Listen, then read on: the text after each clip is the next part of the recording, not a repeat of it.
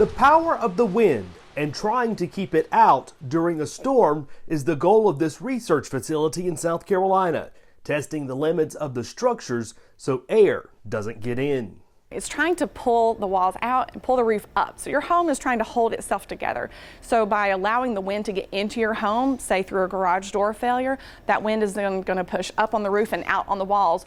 Senior meteorologist Sarah Dillingham says this is more important than ever. They've been seeing more storms more frequently further east than the typical tornado alley in the Midwest, like last week's tornado in Sunbright. So what that means is we now have vulnerable housing that's at greater exposure to seeing these increased number of hazards. What that's going to do is going to increase the losses and unfortunately put more people at risk. Specifically, they are looking at why homes in the Clarksville, Tennessee tornado failed.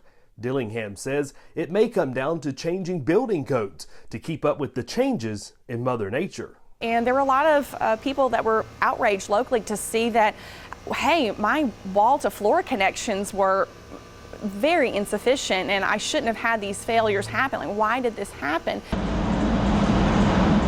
The most vulnerable part of your home is the garage door. Researchers say just simply propping the door during a storm could be life-saving.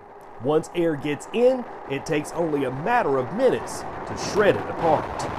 When we see these kinds of failures, that's a life safety concern. We call those bottom-up failures where the home is shifted off the foundation, and unfortunately that's often where we can see fatalities occur.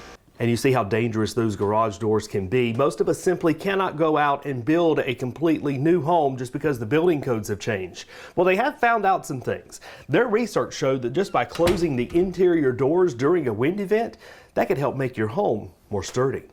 I'm Kyle Granger reporting.